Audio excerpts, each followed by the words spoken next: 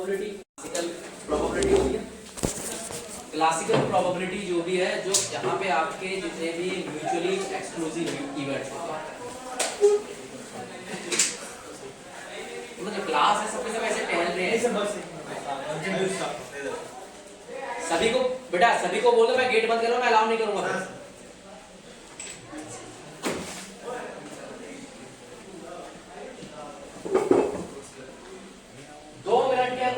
अंदर क्लास में आए तो मैं अलाउ नहीं करूंगा किसी को भी। सेक्शन ए स्टूडेंट,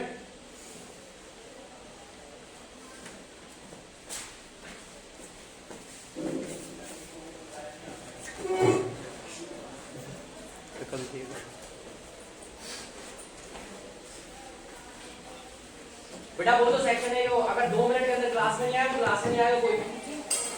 मैं कह रहा हूं सेक्शन ए के स्टूडेंट जो भी है बोलो मैं क्लास में अलाउ नहीं करूंगा। बोलो सर ने बोला है कि क्लास में अलाउ नहीं करेंगे। फिर और लोगों को लेकर आओ, क्लास में मैं अलाउ नहीं करूंगा चौधरी, बता रहा हूं।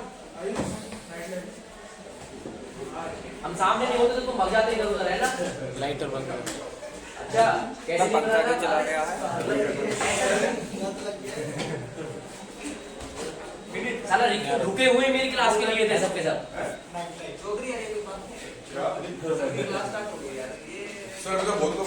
मैं अलाउ ही नहीं करूंगा, 2 मिनट के अंदर नहीं है। अंदर से गेट लगा दे। सीआर क्या है?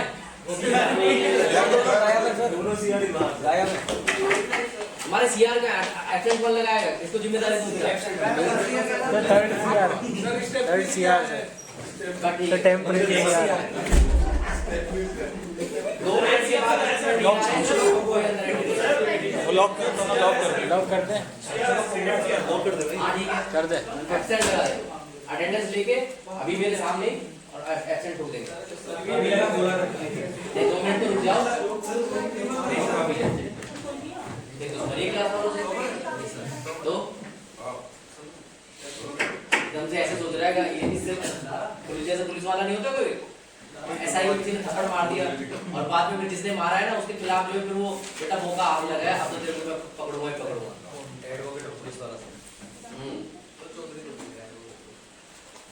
चलो तो बेसिकली हमारे जो प्रोबेबिलिटी के बारे में हम बात कर रहे थे कि आपके जो प्रोबेबिलिटी में है 2 तरह के आपके प्रोबेबिलिटी डिपेंडेंसी आती है, डिपेंडेंट और इंडिपेंडेंट। मतलब जो भी हम प्रोबेबिलिटी निकालते हैं, जैसे वैसे तो जो टाइप है आपकी जो जिसमें हम प्रोबेबिलिटी को देखते हैं, one is the classical method जहाँ पे आपके इवेंट्स म्यूचुअली एक्सक्लूसिव होते हैं। ओके तो यानी कि एक्सक्लूसिवली हम निकालते हैं, उनको डिसजॉइंट होते हैं। ठीक है तो कोई दूसरा सेट नहीं होता, एक ही सेट होता है और उसी में हम निकाल रहे होते हैं। ठीक है जैसे फॉर एग्जांपल हमने आप लोगों की इस सेक्शन की परफॉर्मेंस निकाली तो ये हमारा म्यूचुअल एक्सक्लूसिव प्रोबेबिलिटी होगी। अगर इस सेक्शन की मैं परफॉर्मेंस निकालता हूँ, अगर मैं उस सेक्शन को भी कंसीडर करता हूँ तो वो मेरा जो प्रोबेबिलिटी का एक एडिशनल हो जाता है। जैसे मैंने बोला कि हमेशा स्टैटिस्टिक्स में क्या होता है कि फर्दर मैथमेटिकल कैलकुलेशन होनी चाहिए। तो जिसको हम अगर ऐसा हो जहाँ पे 2 सेट हो और जिनको हमको एक साथ में उनकी प्रोबेबिलिटी को देखना हो तो वहाँ पे हम बेस थ्योरम लगाते हैं। ठीक है ना। सो बेसिकली बेस थ्योरम जो है तुम्हारा वो बेसिकली इसी पर्पस के लिए होता है कि जहां पे आपके सेट जो है अलग है लेकिन उनका एक साथ में प्रोबेबिलिटी निकालना है। बट ऑफ कोर्स उसमें ईच सेट में प्रोबेबिलिटी जो है आपकी वो नॉर्मल क्लासिकल प्रोबेबिलिटी रहेगी। दूसरा आपकी प्रोबेबिलिटी आती है relative frequency probability. Relative frequency probability आप लोगों की आ जाओ 2 मिनट देर। रिलेटिव फ्रीक्वेंसी प्रोबेबिलिटी में जहां पे आपका कोई पास्ट इवेंट मल्टीपल टाइम्स जो है होता रहता है और आपको ये पता लग जाता है कि यार इतनी बार होने से कोई एक मान लीजिए फॉर एग्जांपल कि आप अगर 50 बार किसी सिक्के को उछालते हैं, ठीक है, और 25 बार या 20 बार तो टेल आ जाता है, ठीक है, तो यानी कि ये फिक्स हो गया कि 50 बार कॉइन उछालने में 20 बार टेल आता ही आता है। अनसर्टेनिटी तो है, लेकिन आपका इवेंट इतनी बार मल्टीप्लाई टाइम अक्रेंस हुआ, बार बार आया, तो इस तरह की जो भी प्रोबेबिलिटी निकलती है वो आती है आपकी रिलेटिव फ्रीक्वेंसी प्रोबेबिलिटी। मतलब जो फ्रीक्वेंसी है, अब आपकी बार बार करने से, किसी भी इवेंट का बार बार हैपनिंग होने से, वो आप एक, यानी कि आप प्रोबेबिलिटी में सर्टेनिटी पे पहुंच गए। यानी प्रोबेबिलिटी खुद अनसर्टेन होती है वैसे तो, ठीक है ना, वो सर्टेन चीज तो होती नहीं है, बट अनसर्टेनिटी की सर्टेनिटी पता लग जाती है। यानी अनसर्टेनिटी, क्योंकि कोई भी चीज श्योर नहीं है प्रोबेबिलिटी में, इट माइट हैपन, बट हम कॉन्सेप्ट में क्या लेके चलते हैं कि हम ये मान के चलते हैं कि ऐसा है। प्रोबेबिलिटी हमेशा ये कहते हैं ऐसा है। कोई भी प्रधानमंत्री, what is the probability, the probability of the handling the office, prime minister's office, where the prime minister is died, those who are above the 70 years age is 90%। अगर मैं ऐसा कोई क्वेश्चन पूछता हूं, ठीक है, मैंने क्वेश्चन क्या पूछा, मैंने क्वेश्चन ये पूछा कि 70 साल की उम्र होने पे जो प्रधानमंत्री बनते हैं वो 90% मर जाते हैं, उसकी प्रोबेबिलिटी 90% की है मरने की। तो लॉजिकली तो ऐसा होता नहीं, लेकिन कॉन्सेप्ट है, मैं मान के चल रहा हूं ऐसा होता है, तो ऐसा होता है मतलब मैं, ये मेरे लिए सर्टेन सिचुएशन है, तो ये आपकी प्रोबेबिलिटी है, ठीक है। अब लेकिन इस प्रोबेबिलिटी को आप क्या बोलेंगे, मैंने किस बेस पे ये प्रोबेबिलिटी बताई, रिलेटिव फ्रीक्वेंसी के बेसिस पे मैंने ये बताई, क्योंकि जो पास्ट इवेंट्स हुए हैं उनके बेसिस पे ये मैं मान के चल रहा हूं कि 70 साल की उम्र के बाद जो भी प्रधानमंत्री बनता है 90% प्रोबेबिलिटी है कि वो मर जाता है, ठीक है। लॉजिकली कोई नहीं मरता है, लॉजिकली नहीं मरता है कोई, बट कॉन्सेप्ट क्या कह रहा है मेरा, कॉन्सेप्ट मैं यही कह के चल रहा हूं कि यस ऐसा होता है, ऐसा होता है तो होता है, बात खत्म। अब हमें इसकी प्रोबेबिलिटी है बात, तो हम प्रोबेबिलिटी में हम ये सर्टेन, ये इस चीज को हम प्रोबेबल कर रहे हैं कि ऐसा होगा, ये सिचुएशन है, ये मेरा कॉन्सेप्ट है। तो हमेशा ये दिमाग में रखना कि जब भी आप प्रोबेबिलिटी को आइडेंटिफाई करेंगे तो आप, वंस अगेन आई रिपीट, कि आपको कॉन्सेप्ट पे ध्यान रखना है, लॉजिक पे ध्यान रखना है, ठीक है। लॉजिक क्या कह रहा है उससे मतलब नहीं है, कॉन्सेप्ट क्या कह रहा है उससे मतलब। और कॉन्सेप्ट का क्या मतलब है कि हम ऑलरेडी सिनेरियो दे रहे हैं, हम उस सिनेरियो में हम प्रोबेबिलिटी ढूंढ रहे हैं। आपको कोई भी प्रोबेबिलिटी की प्रॉब्लम आएगी, वो सिनेरियो दिया जाएगा, उसमें तो प्रॉब्लम ढूंढ रहे हैं। हमने एक सेट बनाया, अगर हमारे कोई एक सेट है जिसको म्यूचुअली सेट बोलते हैं, ए इक्वल टू जो हमने सेट बनाया था, तो हमने फिक्स किया ना कि ये सेट है, इसमें हमें प्रोबेबिलिटी ढूंढनी है। जरूरी थोड़ी कोई सेट हो, ये लॉजिकली तो ये होगा कि भाई ऐसा तो कोई सेट ही नहीं होता सर, वुड बी लॉजिकली ऐसा कोई सेट ना हो। मान लीजिए जो पहले बुजुर्ग थे, जो हमारे फोर फादर्स थे, जब वो वेदर फोरकास्ट करते थे, वो ये बोले कि फरवरी में 15 फरवरी के बाद जो है बारिश पड़ती है एक बार, ठीक। अब कोई भगवान तो है नहीं, अब वो तो वैसे भी कोई वेदर फोरकास्टिंग नहीं देख रहे, तो उन्होंने क्या बोला, किस बेस पे बोला, पास्ट जो उनके जीवन में 10 साल 15 साल जो रहे हैं। तुम तो आ गए, तो जो उन्होंने पिछले 10-15 सालों में जो एक्सपीरियंस किया है ऑन दैट ग्राउंड, तो ये क्या हुआ, ये एक रिलेटिविटी है।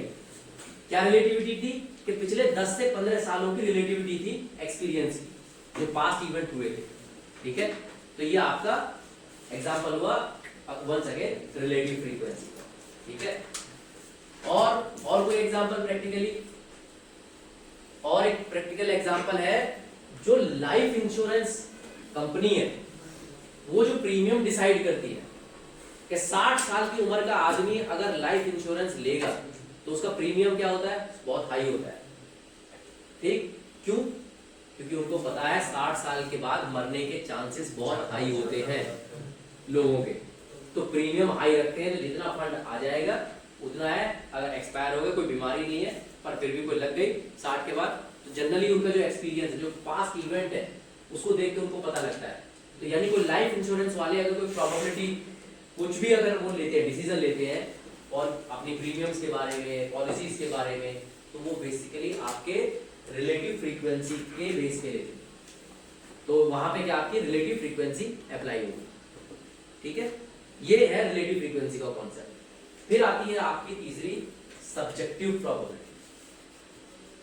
अब ये सारी प्रोबेबिलिटी जो है, इन सब प्रोबेबिलिटी का डिपेंडेंट और इंडिपेंडेंट इवेंट्स होते हैं। हर प्रोबेबिलिटी का डिपेंडेंट और इंडिपेंडेंट इवेंट होता है। तो ये भी आप लोगों को दिमाग में रखना है।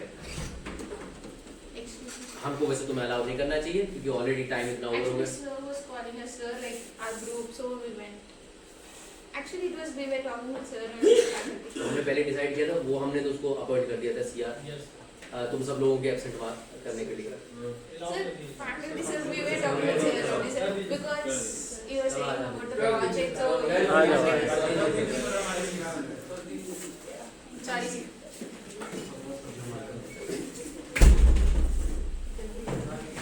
तो क्या जिनके साथ बात करनी थी वो इस लेक्चर के बाद मिलते नहीं?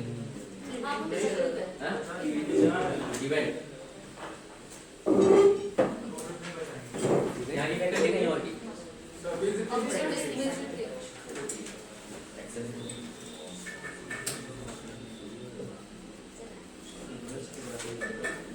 हाँ, तो हम थे सब्जेक्टिव प्रोबेबिलिटी। तो सब्जेक्टिव प्रोबेबिलिटी क्या होगी? जहां पे इंडिविजुअल का पॉइंट ऑफ व्यू होगा, मतलब वो अपने इनसाइटफुल नॉलेज से या उसका इंस्टिंक्ट अलाउ कर रहा है किसी चीज के लिए, ठीक है। प्रोबेबली ये नहीं होना चाहिए, मेरा इंस्टिंक्ट अलाउ कर रहा है। फॉर एग्जांपल कि मान लीजिए कि XYZ प्लेस या यही जगह मान लीजिए कि यहाँ पे एक पावर प्लांट सेटअप करना है और मैं जज हूं, मैं इसके लिए ऑर्डर दे रहा हूं कि यहाँ पे पावर प्लांट सेट नहीं होगा। क्यों जी, क्यों नहीं होगा? आप जज हैं तो आप ऐसे कैसे ऑर्डर दे सकते हैं? मेरा इंस्टिंक्ट अलाउ नहीं कर रहा है, ऐसा पहले इंसिडेंट नहीं हुए।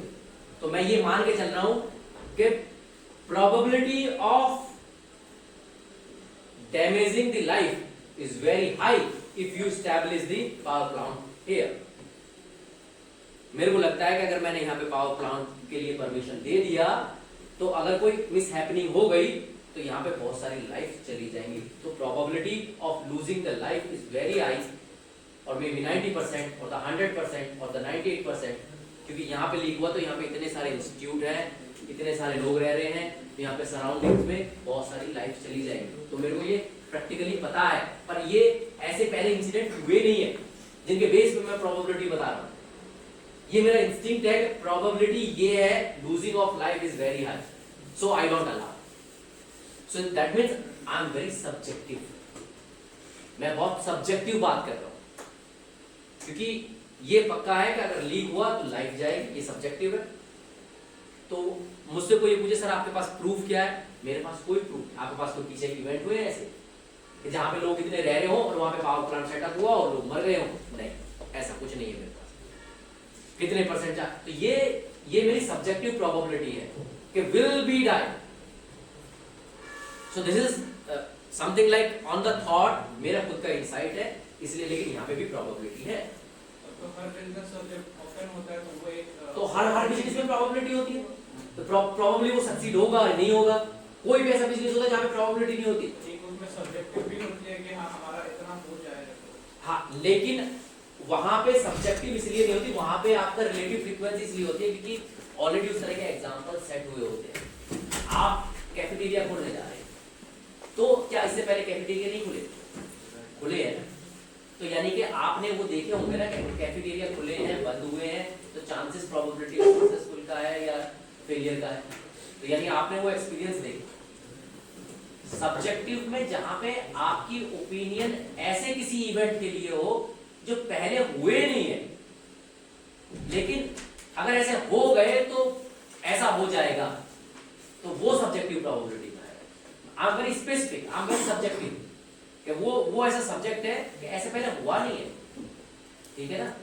तो जनरली उस तरह की जो कोई भी इंसिडेंट होते हैं वो हम सब्जेक्टिव। तो ये आपकी 3 टाइप की प्रोबेबिलिटी है, classical, relative frequency and subjective, and all three types of the probability having the two scenarios, dependent और independent. ठीक है, तो बेसिकली यही सारी आज की क्लास के बारे में डिस्कशंस है. तो जो हमारी लिमिटेशंस थी, अच्छा इन्हीं तीनों टाइप पे आपके मल्टीप्लिकेशन एडिशन सबके थ्योरम लगते हैं. ठीक है ना, ऐसा नहीं है कि प्रोबेबिलिटी के जो थ्योरम हमने पढ़े हुए हैं वो किसी क्लासिकल मेथड्स के लिए, ये सबके लिए लगते हैं. प्रोबेबिलिटी का फॉर्मूला वांट बाय टोटल सबके लिए एप्लीकेबल है, सब में यही होता है, चाहे वो सब्जेक्टिव प्रोबेबिलिटी हो. ठीक है ना, तो आपके जो लॉ है, जो रूल्स हैं, वो तीनों टाइप ऑफ प्रोबेबिलिटी के यही है. इवन आपके प्रोबेबिलिटी जो प्रोबेबिलिटी डिस्ट्रीब्यूशंस कॉन्सेप्ट्स है वहां पे भी यही है, रूल्स एंड लॉज यही है वहां पे. तो इसीलिए प्रोबेबिलिटी जो है, रूल्स एंड लॉ बड़े स्पेसिफिक है उनके. आपने A probability of A union B का फॉर्मूला लगा दिया, ए इंटरसेक्शन बी का लगा लिया, वांट बाय टोटल लगा लिया, कंडीशनल प्रोबेबिलिटी लगा ली, जॉइंट प्रोबेबिलिटी लगा ली. लेकिन इन तीनों तरह की ही प्रोबेबिलिटी पे आपके ये सारी चीजें लगती है. और वहां पे बस एक जो डिफरेंस होता है वो होता है आपका डिपेंडेंट और इंडिपेंडेंट इवेंट. आपको वो केस ध्यान में रखना है कि ये डिपेंडेंट इवेंट है और ये इंडिपेंडेंट. क्लियर? लिमिटेशन जैसे इन्होंने बोला कि एडिशंस लॉ में, तो अगर आपकी रिलेटिव फ्रीक्वेंसी आपको निकालनी है लेकिन एडिशन लॉ नहीं लग पा रहा है तो उसकी लिमिटेशंस है, तो आप उसे उसमें लेके जाएंगे, मल्टीप्लिकेशन लॉ में लेके चले जाएंगे. ठीक है ना, या उसे कंडीशनल प्रोबेबिलिटी में लेके चले जाएंगे. तो यानी रिलेटिव फ्रीक्वेंसी ही है और आपका एडिशन लॉ नहीं लग रहा है, तो आप रिलेटिव फ्रीक्वेंसी को दूसरे रूल में लगा के निकाल सकते हैं. तो वो समझाने की हम कोशिश कर रहे थे कि तीन टाइप की प्रोबेबिलिटी है जिसके आपके जो केस है डिपेंडेंट और इंडिपेंडेंट वो अप्लाई हो जाते हैं. यानी आपके लॉ और रूल्स सब में अप्लाई होते हैं. You can not say that कि रिलेटिव फ्रीक्वेंसी में यूज नहीं होता. ठीक है ना, so probability equal to want by total is applicable in every type of probability. ठीक है, बस जैसे इन्होंने लिमिटेशन बता दी कि क्लासिकल प्रोबेबिलिटी में आपके जो इवेंट है वो म्यूचुअली एक्सक्लूसिव है. ठीक है ना, बहुत एक्सक्लूसिवली इवेंट को हम निकालते हैं, एक इवेंट. ठीक है, स्पेसिफिक में, and they are related to the same set, एक ही सेट से हैं, अलग अलग सेट में नहीं है. तो बेसिकली ये आपका एडिशन लॉ है. अगर आपके डिफरेंट है, अब जैसे जो मैंने बोला बेस थ्योरम में क्या करते हैं आप, प्लस करते हैं ना, तो यानी वो एडिशन में नहीं होता है आपका, उसका एडिशन लॉ नहीं लगता है उसमें बेस थ्योरम लग जाता है. ठीक है, लेकिन ऑफ कोर्स कॉन्सेप्ट आपका same, concept is not different. आपकी तीन चीज होती है समझने की जो एकेडमिक्स में हर सब्जेक्ट के लिए अप्लाई होती है. वन इज द फंडामेंटल्स, जो हम आपके दूसरे सेक्शन में भी बता रहे थे थोड़ी देर पहले. Fundamentals are the your foundations, नींव. ठीक है, देन लॉजिक जो है वो प्रोसेस है, किसी चीज को करने का क्या लॉजिक है. यानी कि एक प्रॉब्लम को आप डिफरेंट लॉजिक से सॉल्व कर सकते हैं. एग्री? किसी ने ये फॉर्मूला लगा दिया, किसी ने वो फॉर्मूला लगा दिया, लेकिन सॉल्यूशन आ गया. राइट? तो यानी लॉजिक जो है आपका एक प्रोसेस है किसी प्रॉब्लम को सोल्व करने का. ठीक है, फंडामेंटल्स से. कॉन्सेप्ट क्या है? कॉन्सेप्ट है आपकी अंडरस्टैंडिंग, आप किस तरीके से उसको सोल्व करते हैं. यानी जो आपने प्रोसेस यूज किया है किसी भी प्रॉब्लम को सोल्व करने का, उसकी अंडरस्टैंडिंग, उसका एक अप्रोच, वो आपके कॉन्सेप्ट में आएगी. जैसे मैं एक फैकल्टी हूं, मेरा अपना एक तरीका है प्रोबेबिलिटी को पढ़ाने का, वो मेरा कॉन्सेप्ट है. दूसरी जो फैकल्टी होगी उसका कोई दूसरा तरीका होगा पढ़ाने का, तो वो उनका कॉन्सेप्ट है. लेकिन प्रॉब्लम को सोल्व करना क्या होगा, वांट बाय टोटल से ही करेंगे, वो भी और मैं भी. तो वो क्या है, वो हमारा लॉजिक है. फंडामेंटल्स क्या है? फंडामेंटल्स ये है कि प्रोबेबिलिटी जो है 0 to 1 ही रहनी है, ना वो बदल सकते ना मैं बदल सकता हूँ. प्रोबेबिलिटी नेगेटिव ही रहनी चाहिए, नेगेटिव नहीं आनी चाहिए, ना वो बदल सकते ना मैं बदल सकता हूँ. तो बेसिकली आप ये चीज को समझिए, फंडामेंटल्स जो है वो आपकी एकेडमिक्स का नींव है. लॉजिक जो है वो प्रोसेस है कि आप किसी भी प्रोसेस से किसी भी प्रॉब्लम का सॉल्यूशन निकाल सकते हैं. ये जरूरी नहीं है कि एक ही लॉजिक से सारी चीजें सोल्व हो.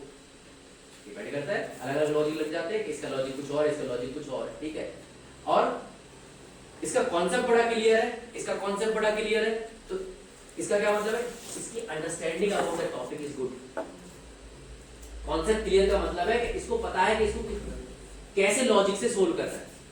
तो ये सबके अलग अलग हो सकते हैं, कॉन्सेप्ट सबका अलग अलग हो सकता है। तो भाई अब जैसे मैं बोलता हूँ कि भाई प्रोबेबिलिटी में, क्योंकि जो मैं आप लोगों को हमेशा बोलता आ रहा हूँ अभी कि प्रोबेबिलिटी की प्रॉब्लम को सोल्व करने के लिए लॉजिक पे मत जाइए, कॉन्सेप्ट के बारे में सोचिए। तो ये मेरा खुद का कॉन्सेप्ट है जो मैंने अपने एक्सपीरियंस में सीखा है, जब जो मैंने पढ़ा है, जो जिससे मुझे पता लगता है कि जब भी मैं कॉन्सेप्ट के बारे में सोचता हूँ तो प्रोबेबिलिटी की प्रॉब्लम मेरी सोल्व हो जाती है। और वही मैं आप लोगों को सिखा रहा हूँ कि जो मेरे खुद का कॉन्सेप्ट है कि भाई उस कॉन्सेप्ट पे मैंने हमेशा प्रॉब्लम सोल्व किया और मेरा सॉल्यूशन आए करके। तो ये कॉन्सेप्ट जो है मैंने बिल्डअप किया है, डेवलप किया है। ये किसी किताब में नहीं लिखा हुआ है, किसी किताब में ऐसा नहीं लिखा हुआ है कि प्रोबेबिलिटी की प्रॉब्लम को सोल्व करने के लिए लॉजिक नहीं, आप कॉन्सेप्ट पे फोकस रखिए। क्योंकि कोई भी बुक जो है वो फंडामेंटल्स के बारे में बात करेगी और उसको सोल्व करने का तरीका जो है, जो लॉजिक है वो सबके अपने अलग अलग होंगे, उसको निकाल लेंगे। जैसे कि हमने मीडियम में पढ़ा हुआ था कि आपने किसी ने फॉर्मूला, मैंने बोला कि x into x minus mu whole square divide by summation of f कर देते। ये मुझे लगता है ये इजी फॉर्मूला है, राइट। जैसे बहुत सी किताबों में मैंने बोला कि मीडियन के फॉर्मूला में n/2 लिखा हुआ है, राइट, लेकिन किसी में क्या है n-1/2 लिखा हुआ है। पर हमारा ये कॉन्सेप्ट था कि अगर आपका इवन नंबर है तो आप n/2 कीजिए, आपका ऑड नंबर है आप n-1/2 कीजिए। क्योंकि वो जो फंडामेंटल्स है वो फंडामेंटल तो हम नहीं छोड़ सकते, तो फिर हम उसमें वहां पे क्यों नहीं वो अपने कॉन्सेप्ट में लगाए। लेकिन ऑफ कोर्स वो जो थोड़ा बहुत भी जो मीडियन का डिफरेंसेस आएगा, अब एक्सेल में क्या लगा रखा है, बैकएंड में उन्होंने क्या फॉर्मूला यूज कर रखा है वो हमें नहीं पता है, बट बेसिकली जो हम सिखाते हैं, जो वैसे जो मैन्युअली वाला है वो हम यही बताते हैं। तो वो मेरा कॉन्सेप्ट है, ठीक है। तो वो मैं जो मेरी अंडरस्टैंडिंग है वो मैं सिखा रहा हूँ। तो I hope you will be understanding कि कोई भी प्रोबेबिलिटी में भी ये चीजें हमेशा दिमाग में रखिए, या कोई और भी सब्जेक्ट भी आप पढ़ रहे हैं, फंडामेंटल आपका बेस है, लॉजिक जो है वो आपका प्रोसेस है, और कॉन्सेप्ट जो है वो आपकी अंडरस्टैंडिंग है। और जैसे हम बोलते हैं कि प्रैक्टिस जो है, प्रैक्टिस आप सिर्फ मैथमेटिक्स की कर सकते हैं, फिजिक्स केमिस्ट्री की प्रैक्टिस नहीं होती। लेकिन हम सब बोल देते हैं कि पढ़ने के लिए प्रैक्टिस करो प्रैक्टिस करो। लैंग्वेज की प्रैक्टिस नहीं होती। लैंग्वेज का अपना एक उसका एक तरीका होता है, उसका एक प्रोसेस होता है कि आप उसको कैसे कॉम्प्रिहेंसिव करते हैं, आप उसे लिखते कैसे, आप उसे बोलते कैसे, आप उसको नरेट कैसे करते हैं। तो लैंग्वेज बेसिकली आपको वो बार बार आप उसकी प्रैक्टिस करेंगे तो होगा। मैथ में क्या है, मैथ में आप प्रॉब्लम्स को बार बार सोल्व करेंगे, वो प्रैक्टिस है। फिजिक्स केमिस्ट्री में आप रिवीजन करते हैं, आपके कॉन्सेप्ट्स हैं आप समझते हैं और उनको रिवाइज करते हैं। उनकी बार बार प्रैक्टिस करने का मतलब ये होता है कि रिवीजन। मैथ में आप रिवीजन नहीं करते, मैथ में आप प्रैक्टिस करते हैं। तो ये बेसिकली कुछ चीजें हैं जो आप लोग जब कभी पढ़ रहे होते हैं तो अपनी चीजों को ना थोड़ा सा इस थॉट प्रोसेस के साथ पढ़ो। जैसे मैनेजमेंट में आपके बहुत सारे सब्जेक्ट जो है वो प्रैक्टिस नहीं रिवीजन की है, मार्केटिंग है, HR है, आप उनको प्रैक्टिस करने के लिए आप उसको रटेंगे थोड़ी। बेसिकली उनको बार बार एक चीज उसको समझिए कि वो अप्लाई कैसे होता है। क्लियर है? तो प्रोबेबिलिटी में भी बेसिकली आप कॉन्सेप्ट पे अपना फोकस रखिएगा, इससे अलग मत हटिएगा। ये तीनों टाइप जो मैं भी बता रहा था, जो अभी एक्सप्लेन किए हैं कि classical method, relative frequency of occurrence और subjective probability. Okay, classical methods of course जैसे इन्होंने बोला when the probability are assigned based on the laws and the rules in है। The method is called the classical method of assigning the probability. Basically classical methods में आपके number of the outcome leading to the event divided by the total number of possible outcome, जो want by total है, same formula। okay, classical जो methods है, ठीक है, जो अभी हम सारा इसमें basically each outcome is equally likely happen, मतलब आपका finite set है कि हर एक इवेंट के होने के चांसेस इक्वली होते हैं, ठीक है, एक ही सेट में। वो क्लासिकल मेथड है। ठीक है, तो यानी कि हेड एंड टेल किया हमने। अब कोई भी कॉइन को हमने जब टॉस किया तो हेड या टेल आ रहा है, तो इसमें हमारा इक्वल चांसेस है, हेड भी आ सकता है, टेल भी आ सकता है। डाइस फेंका, आपका एक भी आ सकता है, दो भी आ सकता है, तीन भी आ सकता है, इक्वल चांसेस, राइट। तो बेसिकली क्लासिकल जो प्रोबेबिलिटी है ये उसके एग्जांपल्स है, ये ध्यान रखिएगा, ठीक है। ये रिलेटिव फ्रीक्वेंसी नहीं है, लेकिन इसी में जब आप कॉइन को बार बार उछालते रहेंगे, आपने इतनी बार ज्यादा उछाल दिया कि आप 50 बार उछाल दिया, आपने 100 बार उछाल दिया, आपको पता लग गया कि अगर मैं 100 बार कॉइन उछालता हूं तो मेरा 25 बार जो है टेल आता ही आता है, ठीक। तो बेसिकली ये आपका रिलेटिव फ्रीक्वेंसी का एग्जांपल हो जाता है, ठीक है ना। और जहां में आपकी अपनी इनपुट इनसाइट्स हो, जहां आप ये बोलते हैं, प्रिज्यूम करते हैं कि ऐसा हो सकता है, तो वहां पे आपका सब्जेक्ट क्लियर चल रहा है यहाँ पे।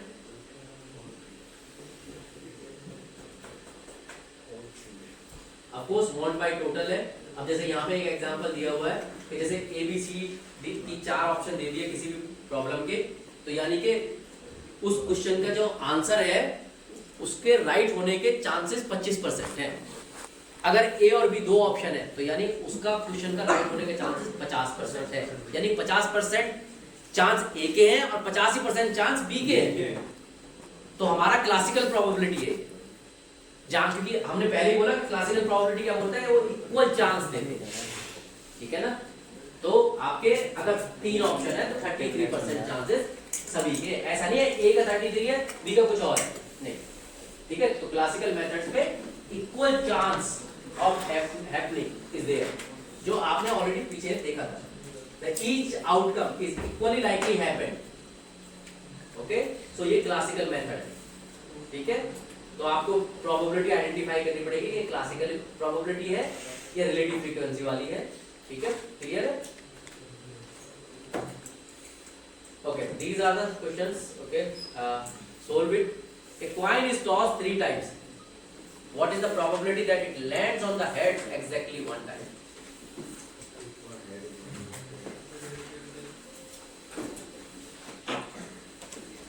बताइए, क्विकली बताइए।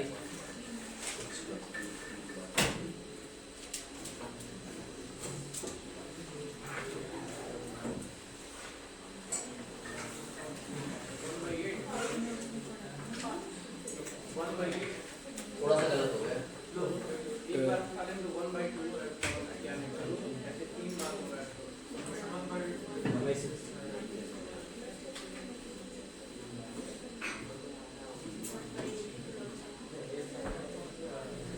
What is the probability that it lands? ये मान के चल रहे हैं कि वो लैंड करेगा on the heads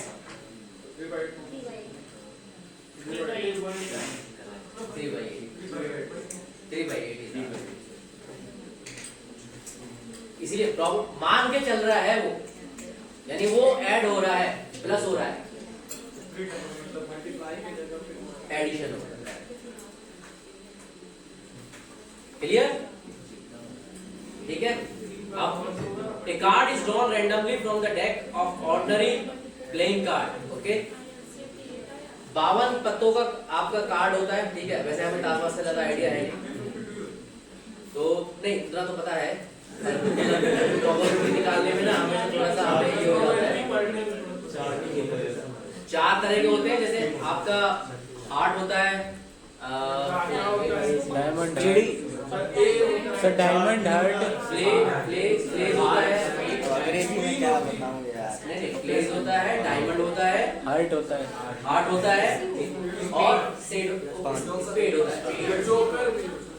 अरे वो तो अलग है, पर वो जो 4 तारे के पत्ते बनेंगे वो स्पेड जो क्या होता है, स्पेड को क्या बोलते हैं, वो हुकुम है, पान का जो उल्टा सा पत्ता बनता है ना, हाँ चिड़िया है ना, वो होता है ना स्पेड।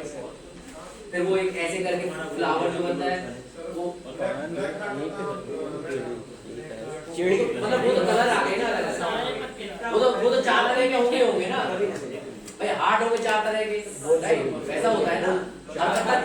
हर पत्ते जो है 4 तरह के होते हैं, मतलब यानी एक डायमंड का होगा, एक हार्ट का होगा, एक फ्लेम होगा, एसेट्स होगा, स्पेड होगा, ऐसा होता है ना, तो टोटल 4 होते हैं। Okay, when the card is drawn randomly from the deck of ordinary playing card, you win. Okay, अरे कैसीनो में जाकर रईस बनना है, सुन लो।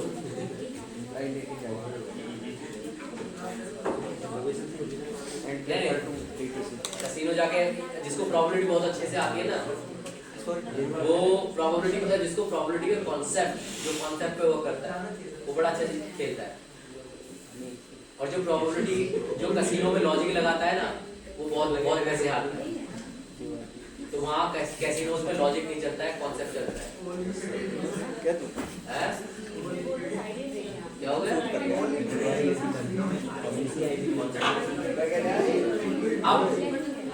अब ये वाला बताओ, प्रॉब्लम सेकंड वाला guys. The card is drawn randomly from a deck of the ordinary playing cards. You win the $10 if the card is a spade or an S. What is the probability that you will win the game? So हम मान के चल रहे हैं कि आप game जीतेंगे। आगे हमें प्रोबेबिलिटी इस बात की पता करनी है गेम जीतने की, ठीक है?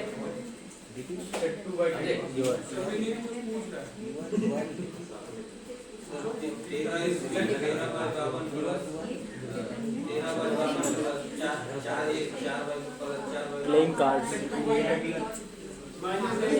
Not playing cards. 4 बाई 52 है ना, 4 बाई 52 हो जाएगा, तो 1/13 है ना, यही तो आएगा।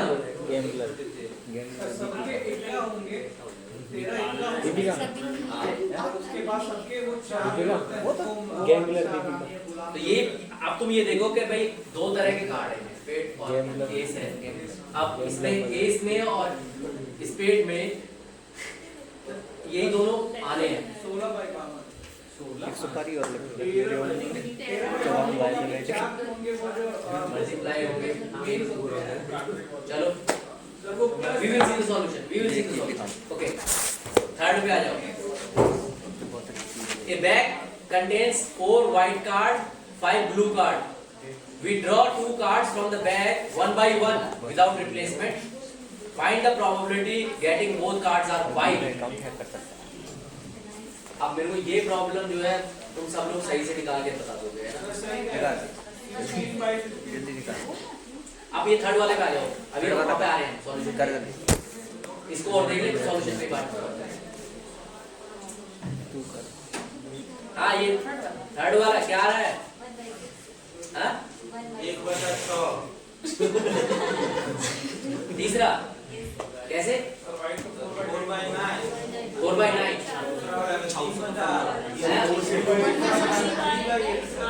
3/8. What is the probability? Find the probability of getting both card whites. फिर वहीं पे प्रॉब्लम पे आ जाओ। Getting both card white. मुझे दोनों कार्ड व्हाइट चाहिए, उसकी प्रोबेबिलिटी बतानी है। तो सत्य प्रकाश प्रोबेबिलिटी ठीक निकाली है, but it should be multiply क्यों कर रहे हैं? Multiply that is the answer.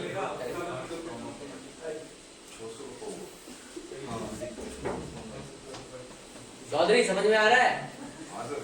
क्या समझ में आया?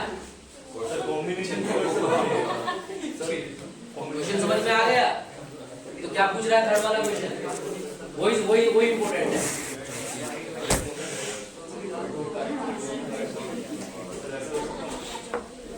जल्दी बताओ क्या समझ में आया? नहीं, इसमें अभी इसमें मत जाओ। ये एक्चुअली ये हमारे डिस्ट्रीब्यूशन प्रॉपर्टी डिस्ट्रीब्यूशन जब करते हैं ना, जैसे हमारा बाइनॉमियल है, पॉइजन है, तो वहाँ पे इस फॉर्मूले लगते हैं। तो ये अभी जाओगे तो वो ये गलत हो जाएगा। अभी हम जो है प्रोबेबिलिटी कर रहे हैं, प्रोबेबिलिटी डिस्ट्रीब्यूशन में वही आता है। वहाँ पे भी एनसीईआरटी में ना प्रोबेबिलिटी डिस्ट्रीब्यूशन में ये फॉर्मूले लगते हैं। वहाँ तुमने टॉपिक को पढ़ना, वहाँ पे लिखा होगा प्रोबेबिलिटी डिस्ट्रीब्यूशन।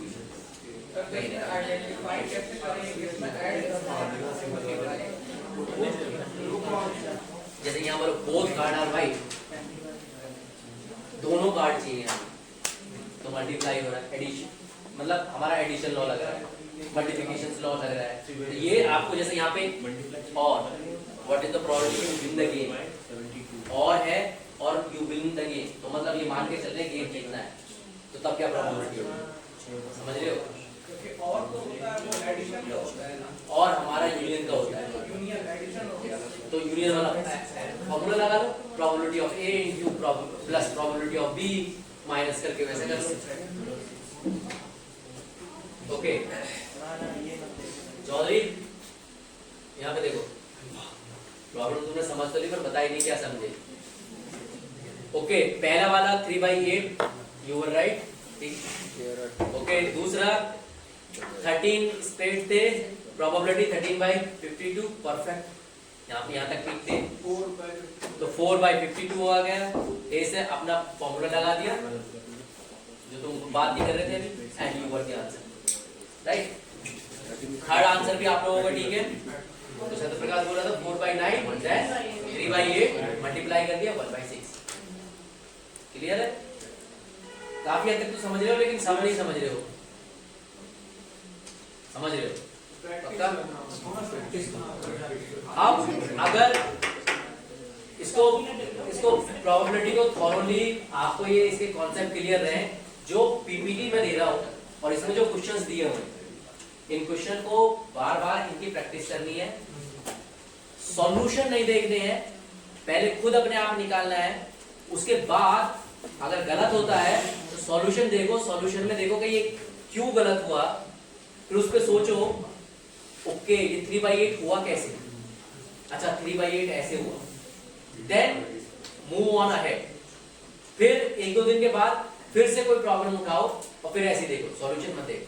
तो कॉन्सेप्ट को समझने के लिए ये बहुत जरूरी होता है कि उसकी जो प्रैक्टिस है, ऐसा नहीं है ओ अरे हाँ 3/8 था ना, क्योंकि तुम्हें प्रॉब्लम याद नहीं करनी है, यहाँ तो तुम्हें याद हो जाएगी, लेकिन तुम्हें ये समझ में आना चाहिए 3/8 कैसे हुआ था भाई, ये मेरे को सोचना, ओ कैसे सोचना है, सोचोगे तो फिर तब सोचोगे, बार बार ऐसे प्रैक्टिस करोगे, you will B clear with that. और ये इतना ही पढ़ लो जो पढ़ा रहे हैं हम, that more than sufficient, automatically probability के बारे में सब कुछ समझ में आ जाएगा। क्लियर? यही क्वेश्चन तो उसी ने पूछा ना, जैसे अब हम प्रॉब्लम दे रहे थे, प्रॉब्लम को समझना पड़ेगा। ये बात मैंने पहले दिन भी बोली थी कि हमेशा प्रोबेबिलिटी में प्रॉब्लम को समझना है। अभी ये क्वेश्चन का ही तो आंसर देते जब वो पूछ रहा था कैसे कहाँ लगाना पड़ेगा। अब जैसे यहाँ पे ये था find the probability getting both card white, दोनों कार्ड वाइट चाहिए हमें, तो हमें पता है कि हम ये मान के चल रहे दोनों कार्ड होगा तो यानी हमारा मल्टीप्लिकेशन वाला जो है फॉर्मूला लग जाएगा। वहां हमने और में स्पेड और आई से और प्रोबेबिलिटी का हमें गेम जीतना है, तो हमें गेम जीतना है ये हम मान के चलते हैं, लेकिन वो और में दोनों कार्ड है, ठीक है। तो उस तरह से जो है आपको जब प्रॉब्लम जब आप आइडेंटिफाई करना शुरू कर दोगे ना, जब उसको ध्यान में रखना शुरू कर दोगे, then automatically then you will be coming, और ये of course it will be coming through the practice. तो यहाँ क्लास में समझो और इसको घर पे जाकर प्रैक्टिस करते रहना, but you must do that. नहीं करोगे तो ये बिल्कुल दिमाग से निकल जाएगा, और फिर ये आप लोगों के लिए फिर वैसा ही उतना ही न्यू हो जाएगा, क्योंकि प्रोबेबिलिटी हमेशा जो है, और ये एक कॉन्सेप्ट है, इसका कॉन्सेप्ट बन गया ना एक बार, फिर नहीं भूलोगे। इसका सिर्फ कॉन्सेप्ट ही बनाना है। अभी जो सत्य प्रकाश इसका आंसर क्यों कर पाया है, क्योंकि उसने ना अपनी एक अंडरस्टैंडिंग बना ली है। अब अगर उसकी अंडरस्टैंडिंग, अब उसको पता है कि उसने प्रॉब्लम सोल्व की है, उसके दोनों प्रॉब्लम के सॉल्यूशन आ गए, तो उसका मतलब उसकी जो अंडरस्टैंडिंग है वो ठीक हो गई। अब वो कहीं भी उस अंडरस्टैंडिंग को लगाएगा, उसका प्रोबेबिलिटी की प्रॉब्लम गलत होगी। तो basically you need to be build up your understanding, and to build up that you need to understand कि इसका सॉल्यूशन आया कैसे। और जब आप इसको बार बार करेंगे ना, then it will be easy. Problem ध्यान से पढ़नी है, प्रोबेबिलिटी में don't rush for the solution, क्योंकि प्रोबेबिलिटी में सॉल्यूशन तो एक ही लाइन दो लाइन में ही होता है, और प्रोबेबिलिटी इजी इसलिए है कि वो ऑलरेडी सब कुछ बता के चलता है, प्रॉब्लम ही सब कुछ बता के चलता है, आपको तो सिर्फ सॉल्यूशन लिखना होता है। अब 3/8 खाली सॉल्यूशन ही तो लिखना है, अब उसमें कोई फॉर्मूला थोड़ी लगा, वो ऑलरेडी प्रॉब्लम ने ही सब कुछ बता दिया है, उसको बस उठा के नंबर्स में रखना है। तो यानी आपको अंडरस्टैंडिंग बिल्डअप करनी है, उस कॉन्सेप्ट को समझना है, ठीक है, कैसे हमारा ये आया है। तो always be think about that, work upon that, it will be easy for you. अभी करोगे तो आगे के लिए खाली रिवीजन रह जाएगा, अभी नहीं करोगे तो आगे रिवीजन तो भूल जाइए आप उसको, तो आप भूल जाएंगे और फिर वो आपको प्रॉब्लम देगा आपके इंटरनल में या एक्सटर्नल और आगे फ्यूचर में, क्योंकि ये चीजें ना अभी बन जाएंगी दिमाग में तो ये रह जाएगी। ठीक है, क्लियर है? ओके, रिलेटिव फ्रीक्वेंसी हम ऑलरेडी एक्सप्लेन कर ही चुके हैं कि रिलेटिव फ्रीक्वेंसी क्या है, कि जब आप बार बार करते हैं एक लिमिट के बाद जो है चीज सेट हो जाती है तो वो रिलेटिव फ्रीक्वेंसी हो जाती है।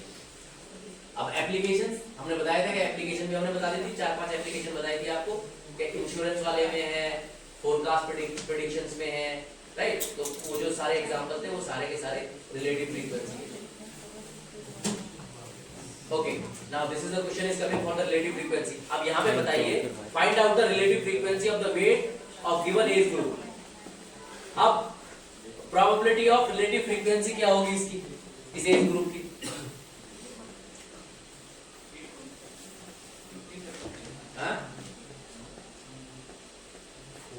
रिलेटिव फ्रीक्वेंसी का कॉन्सेप्ट क्या है? हो रहा है मतलब बार बार the incident is happening, based on that you will be considering that कि ये ऐसा आ जाता है, तो इसका मतलब टोटल इवेंट होंगे, राइट? कि जो इतने हो गए हैं और हमारा कितनी बार हमने करने पे वो आ रहा है, यानी कि 15 से लेके 20 तक जो हमारा एज ग्रुप है उसकी जो फ्रीक्वेंसी है, फ्रीक्वेंसी मतलब हमने जब मीन मीडियन मोड किया था तो मीडियन में हमने बोला जब क्लास में जब क्लास डिफाइन करते हैं तो वहां पे कोई नंबर्स कितनी बार रिपीट हो रहा है, that is the frequency, right? तो यानी कि अगर मेरा फ्रीक्वेंसी 4 है तो यानी वो नंबर उतना रिपीट हो रहा है मेरा बार बार, यानी कि वो फिक्स हो गया, यानी 15 से 20 के उम्र का जो है वेट वो 4 है, ये मान के चल रहे हैं।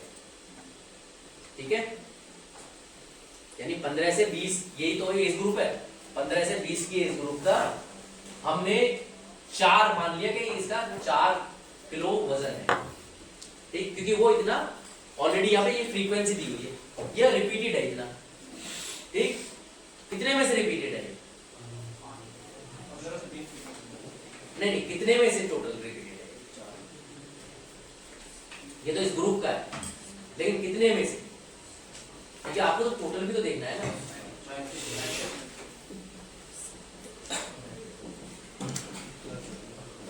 कितना आ रहा है? 8 4 12, 12 4 16, 16 5 21, 6 27, 30 32। तो यानी कि रिलेटिव फ्रीक्वेंसी कितनी हो गई यहाँ पे?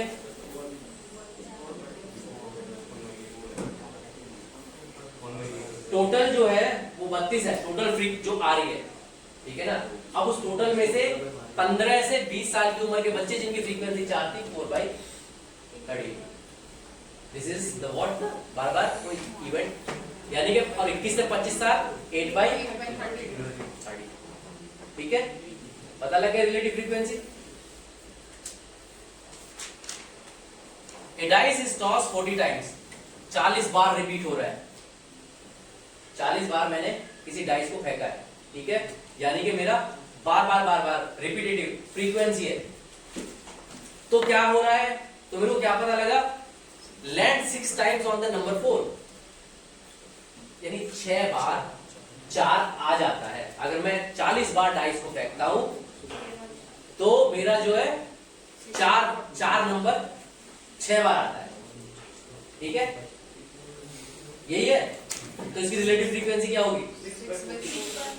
6/40, क्योंकि 6 मेरा आउटकम आ रहा है 40 बार से, तो उसमें मेरा 4 की प्रोबेबिलिटी हो गई कि 4 आ जाएगा, ठीक? क्लियर? समझ रहे हो ना? आसानी से समझ में आ गया रे relative frequency. A coin is tossed 20 times, 20 बार कोई कॉइन को हमने उछाला है, ठीक है? 15 बार लैंड किया है हेड पे, यानी कि 20 बार मैंने उछाला और मेरी बार इंसिडेंट से ये पता लग गया कि 15 बार हेड आ गया। तो अब क्या हो गया मेरा relative frequency? Observing the coin land on the head, 15/20, right? अभी क्वेश्चन वैसे भी हो सकता था तो ये भी कह सकते हैं what is the relative frequency of coin land on the tape 5/20 वो रिमेनिंग में से आ गया। ठीक है ना कि भाई वो 5/20 बचता है क्योंकि 15 बार हमारा ऐड आ रहा है, ये हमारा है।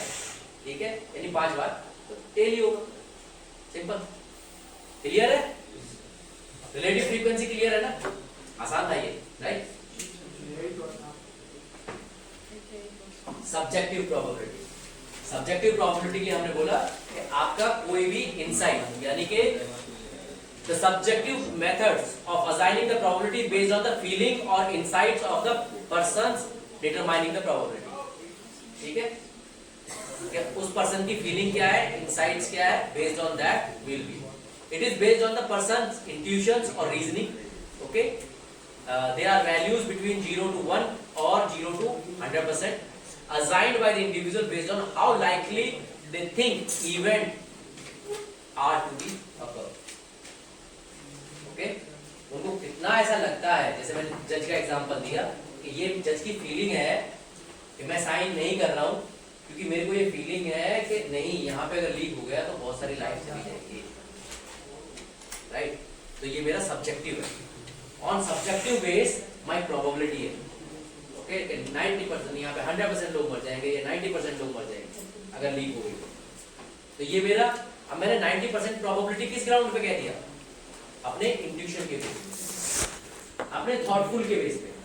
ये मेरा इनसाइट्स है, ये मेरा इनसाइटफुल है कि ऐसा हो जाएगा। ठीक है, क्लियर है? तो वो सब्जेक्टिव प्रोबेबिलिटी का है।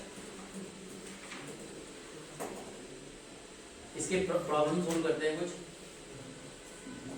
ये तो नॉर्मल प्रॉब्लम है आपका।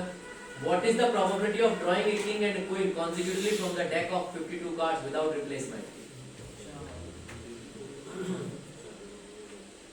प्रॉब्लम का सॉल्यूशन तो दे ही रखा है ना?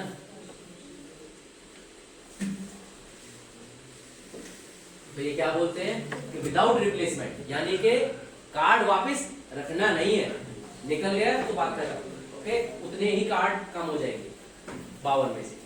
तो जैसे 4/15, राइट? तो आपका after drawing the one card the number of the cards are 51। Okay, तो एक राजा का कार्ड निकल गया, अब उसमें 51 बचे। लेकिन क्वीन कितनी है? क्वीन तो 4 ही थी क्योंकि राजा का ही तो कार्ड निकला है, 4/51 हो गया। ठीक, so now your probability would be multiply by that, so that would be your normal without replacement. Okay, just बीच में कोई एग्जांपल आ गया, ये आप लोगों को ये रिकॉल होता रहे ना कि हाँ क्लासिकल मेथड भी है, चल रहा है, नहीं तो ये ऐसा ना हो दिमाग से निकल जाएगा क्लासिकल मेथड है। ओके, ये बताइए सॉल्यूशन, आंसर दे रखे, सॉल्यूशन आप बताओगे। The bag contains blue and red balls. Okay, 2 balls are drawn randomly without replacement, without replacement। हमेशा प्रोबेबिलिटी को ध्यान से पढ़ा करो, ये बहुत जरूरी है। और ये भी ध्यान में रखना है कि प्रोबेबिलिटी का सॉल्यूशन उसकी प्रॉब्लम में ही है। आप अगर आपने वो ध्यान से पढ़ लिया, वर्ड बाय वर्ड समझ लिया, तो आपका सॉल्यूशन आ गया। तो ये कह रहा है the probability of selecting the blue and then the red ball, then the red ball, यानी कि कंडीशंस लग गई है, ध्यान रखना, ये कंडीशंस लगा दी है उसने। The red ball is 0.2, the probability of selecting the blue ball in the first draw is 0.5।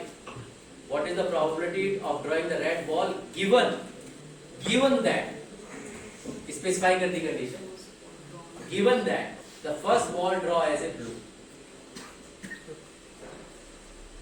वैसे तो ये बहुत सिंपल है, सीधा सीधा, बट आप फॉर्मूला लगा के नॉर्मल प्रोबेबिलिटी में निकाल सकते हैं इसको, क्लासिकल प्रोबेबिलिटी से।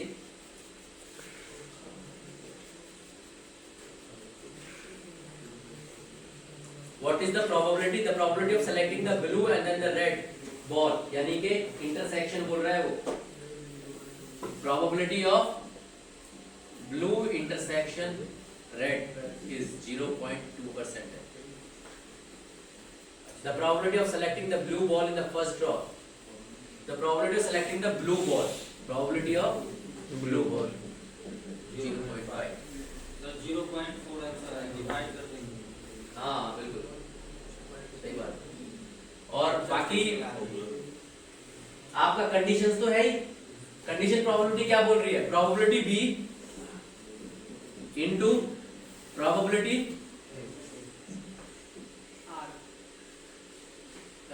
they are saying that drawing the probability given that the first ball drawn as a blue, that means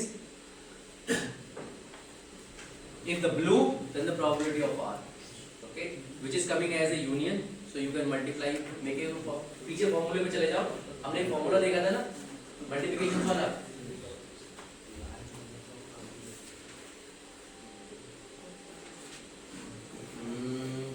ये वाला फॉर्मूला,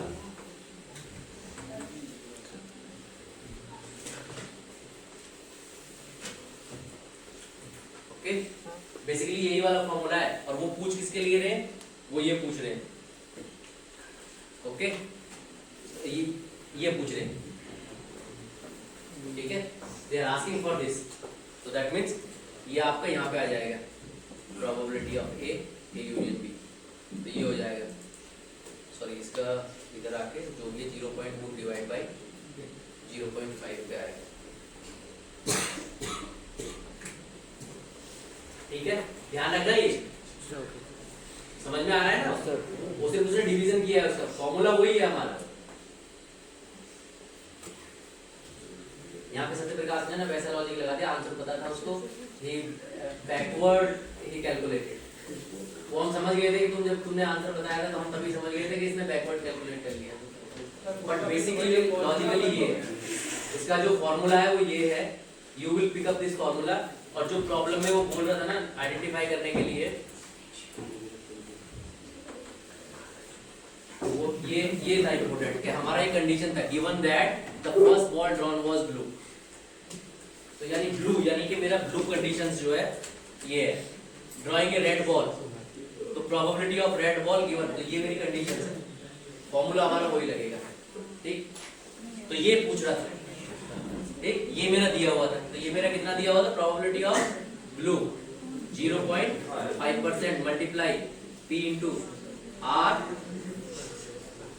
B इक्वल्स टू 0.2, ये जो हमारी प्रोबेबिलिटी थी, राइट? सो बेसिकली ये यहाँ पे आ गया 0.2 डिवाइड बाई 0.5 इक्वल टू, हम यही पूछ रहे थे ना, ये हमें निकालना था प्रॉब्लम में, राइट? तो दिस इज बिकमिंग ए 0.2, समझे नहीं समझे? ठीक है, तो अभी जैसे सत्यप्रकाश ने ये सिर्फ आंसर दे दिया, लेकिन अगर ये लॉजिक दिमाग में है, इस वाले कॉन्सेप्ट फॉर्मूला याद है, ठीक है ना, कि ये फॉर्मूला है, तो बेसिकली वो फॉर्मूला ही वापस रखना था, आपको वर्डिंग समझ नहीं थी, that's it. A dice is rolled thrice. A dice is rolled thrice. What is the probability that sum of the roll is at least 4? अब ये निकाल, इसको बैकवर्ड में मैं देखूं कैसे करेगा,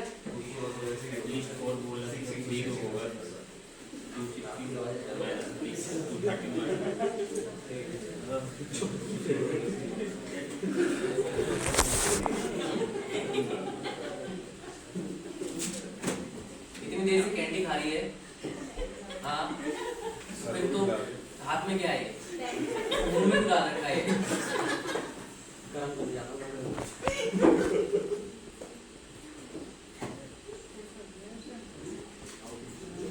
बड़ी गंदी आदत होती है, इसमें पता नहीं कितने जर्म्स लगे रहते हैं, फिर मुंह में जा रहे हैं।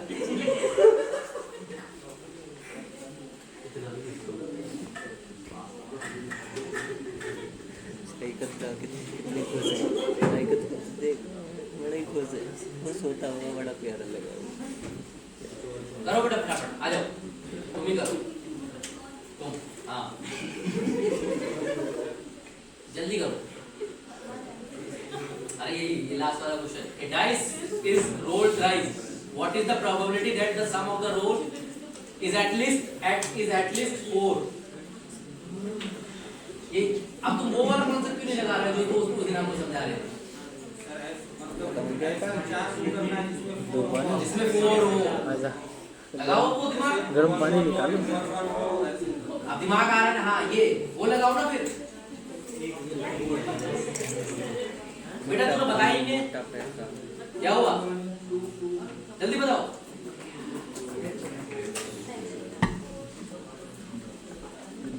The dice is rolled thrice. What is the probability that the sum of the rolls is at least 4? Okay.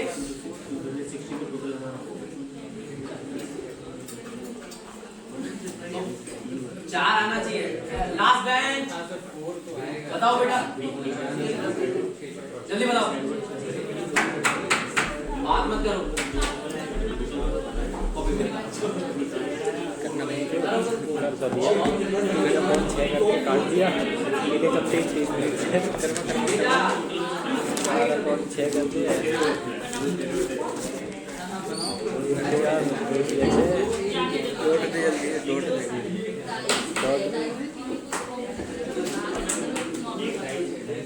बिना बिना बात थोड़ा दिमाग लगाए।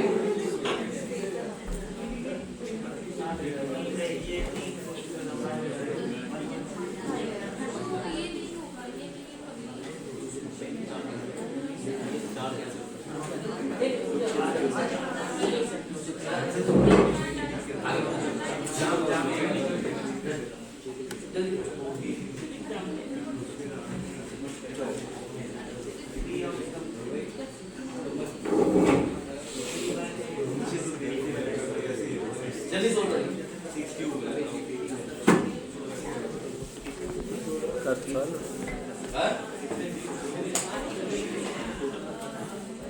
हमारे साइंस के टीचर हुआ करते थे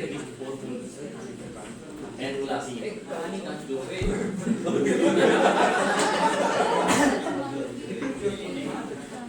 जब हमसे वो केमिस्ट्री के एलिमेंट्स के बारे में पूछते थे जो पीरियोडिक टेबल में होते थे, तो लाइन बाय होते हैं कितने 100 के ऊपर एनवायरनमेंट अब हो गए इतने, पर उस टाइम पे कम थे एक्चुअली। तो शायद उस टाइम पे 101 या 102 कुछ थे, बाद में और बढ़ चुके थे 96 97 के आसपास जो है शायद कम थे, 198 थे। एलिमेंट बड़े हैं पता है। और कौन सी यूनिवर्सिटी है जिसने ये सारे एलिमेंट निकाले हैं? जबरदस्ती आ रहा है 118 एलिमेंट। हाँ 118 कौन सी यूनिवर्सिटी है जिसको ये बोला गया है, मतलब उसको ये अवार्ड मिला है, वो उसी ने सारे पीरियोडिक टेबल निकाले elements? Caltech, California institute of technology is the awarded for the physics में के लिए उसको सबसे बेस्ट अवार्ड मिला हुआ वर्ल्ड में। बेसिकली यूनिवर्सिटी में जो फिजिक्स है, जो एस्ट्रोफिजिकल साइंस है, वो वहाँ पे उसको फिजिकल साइंस बोलते हैं एक्चुअली। तो उसमें बेसिकली ये सारे आ जाते हैं। तो उस यूनिवर्सिटी ने निकाले सारे ये।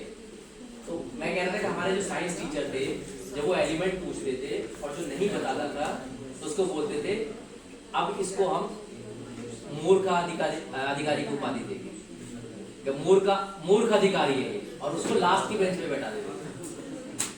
वो बड़ा सेफुल होता था उस टाइम पे। हम भी छोटे ही थे क्योंकि 9वीं 10वीं में बच्चे जो है थोड़े से एम्बेरस होते, कोएड में थे, अब लड़कियों के सामने मूर्ख आदि बना दे और पीछे की बेंच में चले जाए कमबख्त वो 1 घंटा निकालना, मतलब इस चक्कर में लटके जाते थे कि यार कहीं बेइज्जती ना हो जाए क्लास में।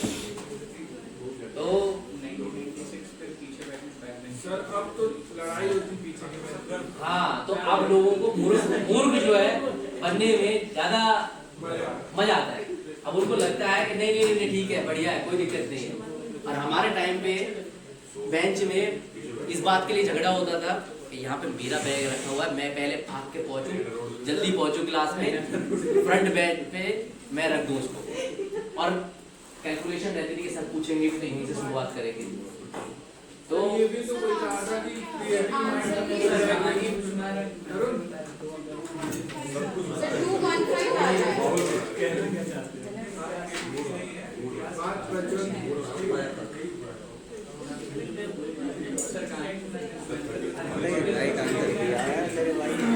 आप मूर्ख का अधिकारी बनाना शुरू करें क्लास में। जल्दी इसका आंसर बताओ फिर आगे चलते हैं। आंसर तो है ही, कैलकुलेशन किया। Okay guys listen, candy crush. Sir answer ये सही है।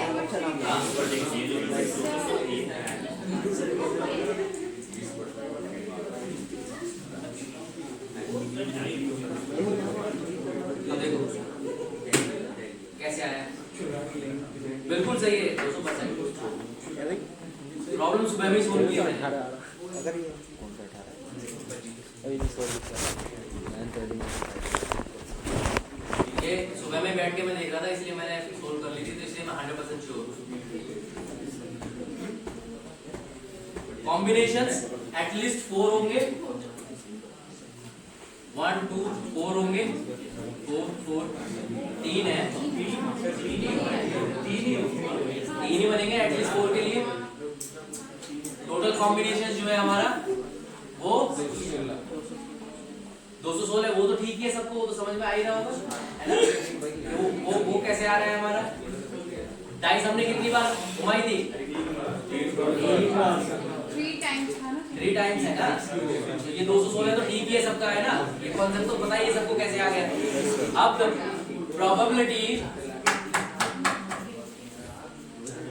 probability of getting the sum of 4 at least from the total probability 1, hence 1 minus, क्योंकि total probability तो 1 ही होगी मैक्सिमम, राइट। तो उसमें आपका at least 4 आ जाएगा, ठीक। यानी कि ये बेसिकली जो probability of failure और सक्सेस होती है, इसको हम P और Q से डिनोटेट करते हैं, ठीक है। तो ये बेसिकली वहीं पे आ रहा है कि हमारा जो probability है एटलीस्ट 4 हो, एटलीस्ट 4 हो। तो यानी जो हमारी टोटल प्रोबेबिलिटी है उसमें से हमें वो प्रोबेबिलिटी निकाल देनी है जो हमारी 4 के लिए है, ठीक है। क्वेश्चन में यहाँ लिखा हुआ है कि एटलीस्ट 4 और यहाँ लिखा हुआ तो 4 कॉम्बिनेशन कौन से बन रहे हैं, एटलीस्ट नहीं, एटलीस्ट का मतलब बिल्कुल उसका मतलब ये है कि उससे कम होगा, हम बोलेंगे एटलीस्ट 4 चाहिए हमें। फिर मैं वो ही कह रहा हूँ कि हम कॉन्सेप्ट पे जा रहे हैं, हम ये मान के चल रहे हैं कि हमें 4 चाहिए, कम से कम 4 चाहिए, ठीक है। जो मांगा जा रहा है ना वो देखो, ठीक है ना। नहीं लेस का मतलब हमें तो कम से कम 4 चाहिए, मतलब यहाँ पे यहाँ पे तुम्हारा सही जीवन का डायलॉग नहीं है, दूध मांगोगे तो खीर देंगे, यहाँ दूध मांगा है, दूध ही देना है, ठीक है। हमने एटलीस्ट 4 बोला है तो 4 ही चाहिए, प्रोबेबिलिटी में वही है। सर वो जो लास्ट ज्यादा बोलोगे तो फेल कर देंगे। सर लास्ट में टेंस मार्क्स 216 क्लियर है, ओके। एक और है अभी जैसे तुम लोगों का, वेरी गुड, बहुत जल्दी से बताना है। क्वेश्चन नंबर 5, जल्दी से मेरे को इसका आंसर, आप चुप से यही आंसर ही बताने हैं बस।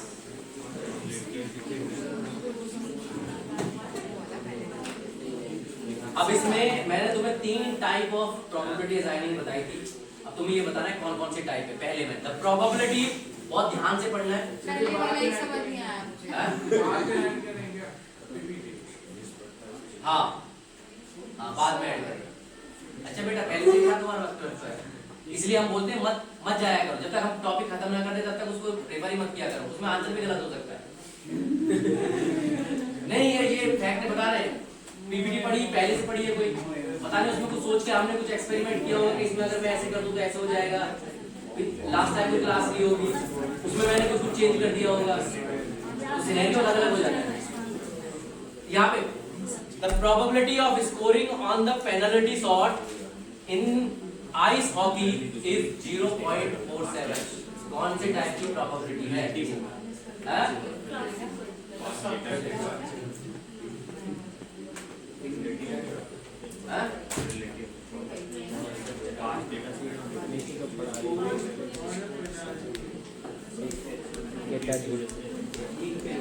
The probability, 1 minute. The probability of scoring. The probability of scoring. सुन लो यार, समझ लो. The probability of scoring on the penalty shot. बहुत ध्यान से सुनो. रिपीटेड, कैसे? क्योंकि पेनाल्टी शॉट पे ही वो हर बार उतना का स्कोर मिल रहा है। तो पहले से वो देखा होगा पहले का पेनाल्टी लगा है स्कोर आपको मिलेगा। ठीक है, तुम्हारा कॉन्सेप्ट ये है, ठीक है, ये तुम्हारी अंडरस्टैंडिंग है. अब रुक जाओ, अब इसको समझे. Probability scoring on the penalty shot in the ice hockey, ये बोल जाओ, इन द हॉकी कर दो. Scoring on the penalty shot probability is 0.47. Scoring on the penalty shot is, okay, ये मेरा स्टेटमेंट है, ये मेरा स्टेटमेंट है. तुम जो कह रहे हो, तुम ये किस ग्राउंड पे कह रहे हो कि पास्ट एक्सपीरियंस से मैंने ये प्रोबेबिलिटी निकाली है. ये स्टेटमेंट है खाली कि probability of scoring on the penalty shot in hockey is this. तो ये क्या है? ये मेरा इनसाइटफुल है, तो ये सब्जेक्टिव है, ये मेरी ओपिनियन है, ये मेरा पर्सनल जजमेंट है कि probability scoring on the penalty shot in hockey is this. मैं तो ये मान के, मैंने तो यहाँ पे कुछ मेंशन ही नहीं किया कि ये पिछला, तुम उस लॉजिक पे क्यों चले कि ऐसा होगा तो ऐसे होगा. मैंने तो ऐसा बोला ही नहीं, मैं तो अपनी ओपिनियन दे रहा हूँ यहाँ पे. सो this is your subjective. The probability that current mayor will resign, the probability that current mayor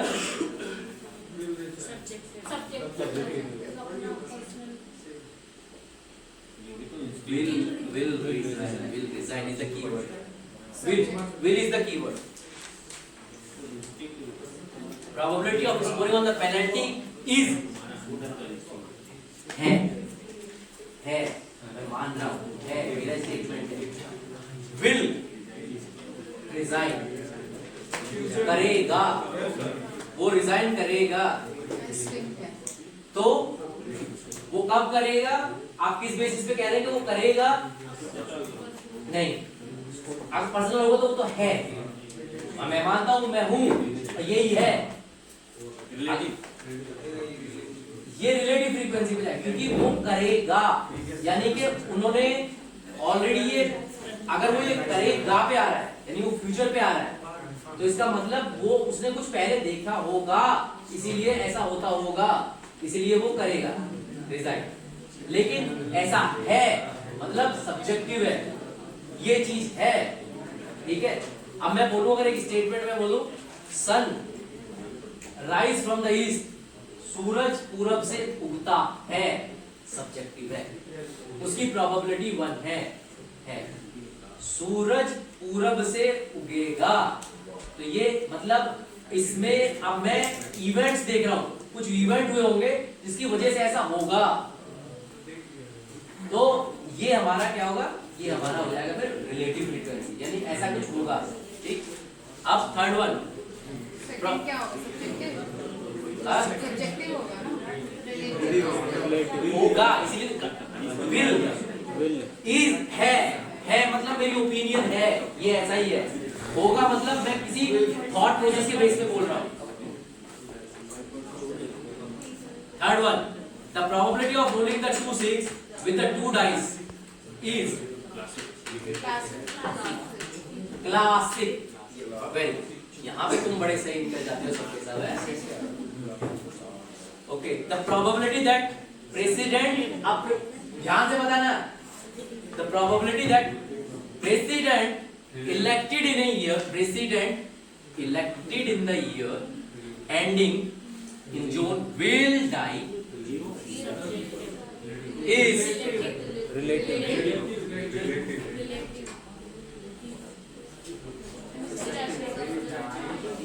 अब ये 3 वर्ब है, प्रॉब्लम को समझो. सब्जेक्टिव, कैसे? will die in office is relative तो वो वो है ऑफिस में ही मरेगा। मरेगा, वो ऑफिस में ही मरेगा, ये स्टेटमेंट है।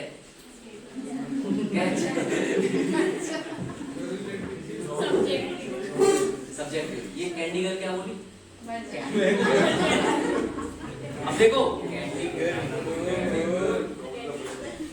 कोई भी ऐसा मरता नहीं है, लॉजिक क्या है, कोई प्रेसिडेंट नहीं मरता है, जो बाइडेन भी नहीं मरा इतना बूढ़ा होने के बाद, तो बड़ा ध्यान रखें।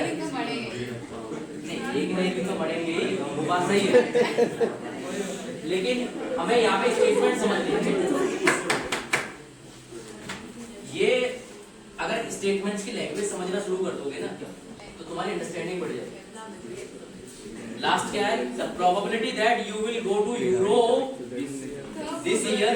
अब यहाँ पे 1 मिनट सर ये वाला एग्जांपल है